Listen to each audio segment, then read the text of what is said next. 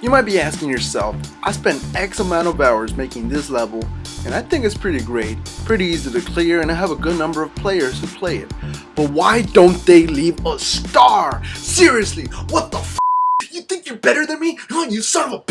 Well, I understand your pain, along with the thousands of other level creators who are begging for stars. One, it isn't used like currency, and two, it costs us nothing at all just to hand out free stars to somebody. So why is it so hard to touch that little empty star button? Well, I have come up with a number of ideas and theories on why they don't leave stars. Since there isn't an actual number to indicate people skipping good or bad levels, we're gonna go with a heavy assumption that these might be some players' experiences when playing through the game, rather than generalizing the whole community.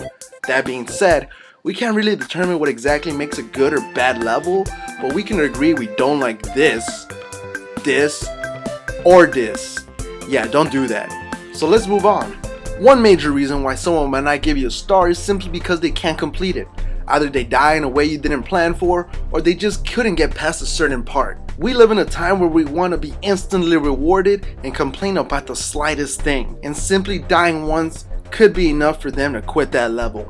And everyone wants to be part of that success story, not the uphill climb. Which leads to the next point.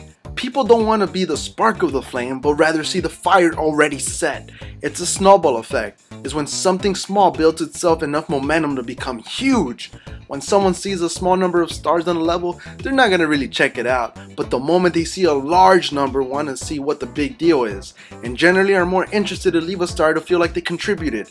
You see it all the time on YouTube. A video gets a couple of views from something you think isn't a big deal, and all of a sudden it explodes in popularity because everybody wants to be a part of that.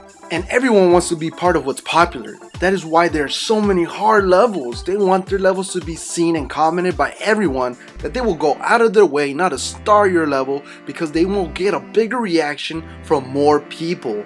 There is someone out there that's going to appreciate the amount of detail and effort you put in your level, so don't give up.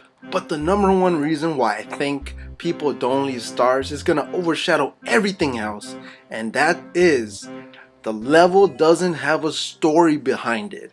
People love stories. That is why Super Mario Maker is missing that Super Mario feeling like in Super Mario Bros. 1, 3 World and the new series had.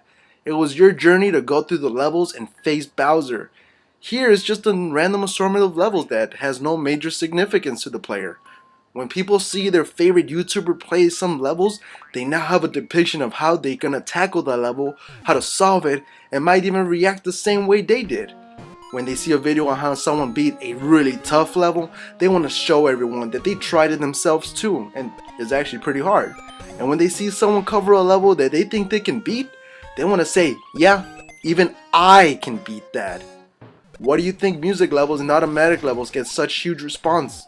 Because they get connected to that level from a previous experience. Music levels spark a hint of nostalgia, and automatic levels are probably seen from a video that has someone react to it and wanted to see it themselves. Then there's the really hard levels that no one can beat, but see all the little comments in response to them that they just show that they can get as far as they can, or even say, yeah, that is pretty hard. Or maybe your level does really suck and doesn't deserve a star. So what do you guys think? Does this make you rework your levels?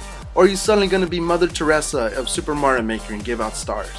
I know it's frustrating putting a lot of work in your levels for you not to see a significant return, but hey, at least I'm here, right?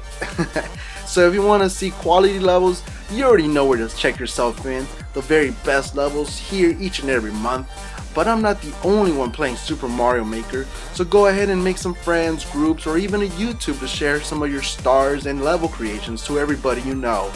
This was Just Lyle, waiting for some stars of course, and I'll check you guys in the next one. Peace!